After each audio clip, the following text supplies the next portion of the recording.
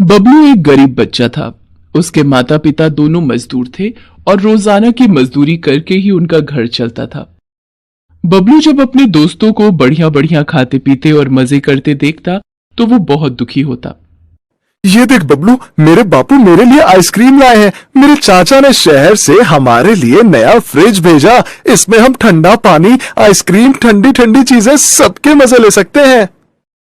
अच्छा राजू, क्या मैं एक बार तुम्हारे फ्रिज को हाथ लगा सकता हूँ? नहीं नहीं बबलू, तेरे हाथ लगाने से हमारा फ्रिज खराब हो जाएगा। फिर माँ बापू मुझे डांटेंगे। नहीं, अब तू जा, कहीं माँ बापू आ गए तो मेरी डांट पड़ेगी। बबलू उदास मन से घर आ जाता है। माँ बापू, मेरे सब दोस्तों के घर फ्रिज है, मुझे भी फ्रिज लेना है। बेटा, हम लोग बहुत गरीब हैं, हमारे पास तो गुजारे लायक ही पैसे हो पाते हैं।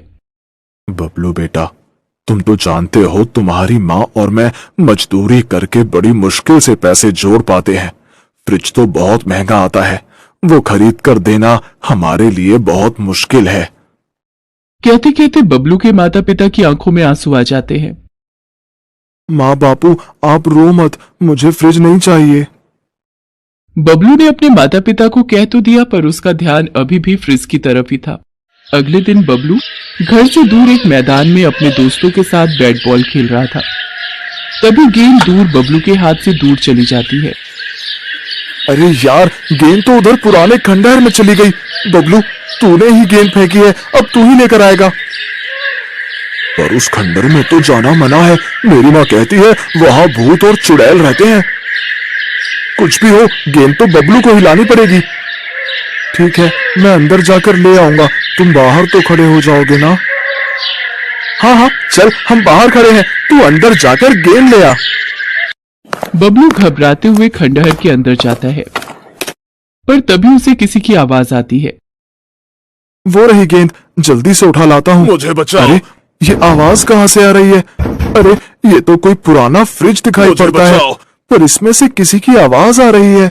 कोई बचाओ मुझे बाहर निकालो, कोई मेरी मदद करो।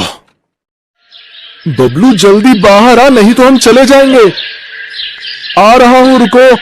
ये लोग चले जाएंगे। बबलू अपने दोस्तों के साथ घर वापस तो आ जाता है, पर उसका ध्यान अभी भी खंडहर में रखे फ्रिज की तरफ जा रहा था जिसमें से आवाज आ रही। अगली सुबह वो अपने माँ बापू से बोला, माँ बापू, कल जब मैं अपने दोस्तों के साथ खेल रहा था। बबलू खंडहर वाली बात अपने माँ बापू को बताता है। सुनो जी, अगर बबलू की बात में जरा सी भी सच्चाई है तो हमें खंडहर में जाकर देखना चाहिए, क्या पता किसी की जान खतरे में हो। ठीक है भाग्यवान, अगर तुम कहती हो तो हम बबलू के साथ चलते हैं। चल बबलू बेटा। बबलू के माता पिता उसके साथ खंडहर में पहुंचते हैं। खंडहर में पहुंचकर वो देखते हैं वहां कोने में एक पुराना फ्रिज रखा है जो कि बाहर से बंद है।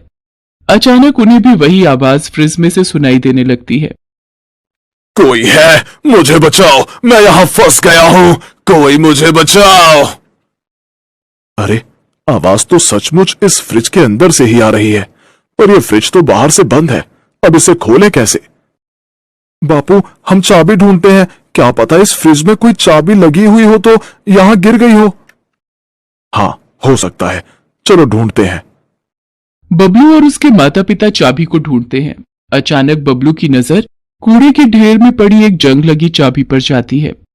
बापू देखो, एक चाबी यहां गिरी हुई है, लगता है ये इस फ्रिज की ही चाबी है। हाँ, लग तो यही रही है।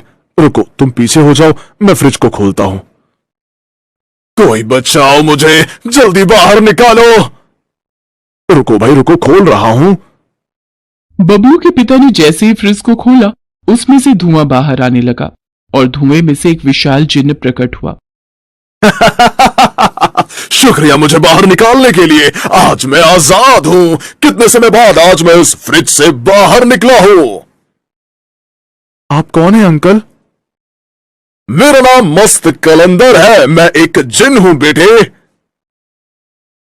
पर आप इस फ्रिज में कैसे कैद हुए?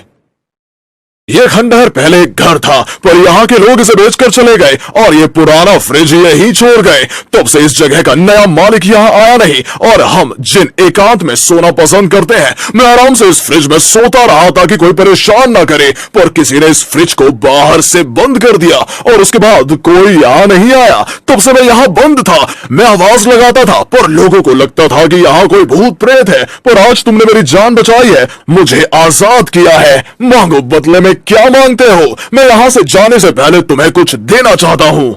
बेटा, तुम सचमुच बहुत बहादुर हो, तुमने मेरी मदद की है। बोलो, तुम्हारा किस चीज का मन है? वो चीज मैं तुम्हारे सामने हाजिर कर दूंगा।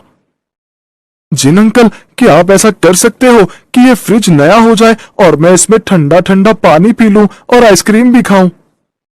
बस इतनी सी बात, ये तो मेरे बाएं हाथ का खेल है। मैं इस फ्रिज को जादुई फ्रिज बना दूंगा। आज के बाद ये फ्रिज कभी खाली नहीं होगा। ये जादुई फ्रिज खाने पीने की चीजों से हमेशा भरा रहेगा। जिन हवा में अपना हाथ घुमाता है और पुराना फ्रिज एक बहुत ही चमकदार सुंदर जादुई फ्रिज में बदल जाता है। ये देखकर बबलू और उसके माता पिता बहुत खुश होते हैं। उसके बाद वो जिन वहां से गायब हो जाता है। बबलू अपने माता पिता के साथ उस जादुई फ्रिज को लेकर घर आ जाता है। जादुई फ्रिज तरह तरह की खाने पीने की चीजों से भर जाता है। फल, सब्जी, मिठाइयाँ, पीने के लिए ठंडा पानी, जूस, केक, पेस्ट्री, चॉकलेट और भी बहुत सारी खाने पीने की चीजें जो आज तक बबलू ने कभी नहीं देखी थी। बबलू ठंडा ठंडा पानी पीता है। बापू, ये तो बहुत सारा सामान है और पानी भी देखो कितना ठंडा है।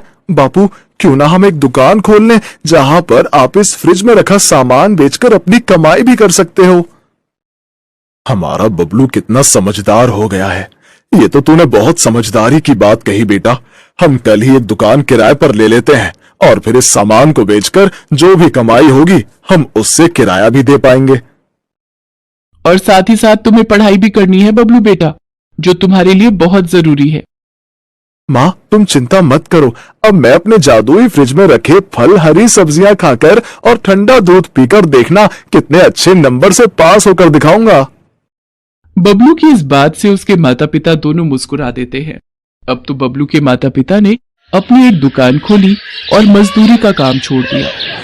वो दोनों मिलकर मेहनत करके दुकान चलाने लगे। साथ साथ उन्होंने और भी सामान खरीदकर बेचना शुरू कर दिया। उनका जादुई फ्रिज कभी भी खाली नहीं होता था। धीरे धीरे बबलू और उसके माता पिता के जीवन में जादुई फ्रिज के आने से ढेर सारी खुशियां आ जाती हैं।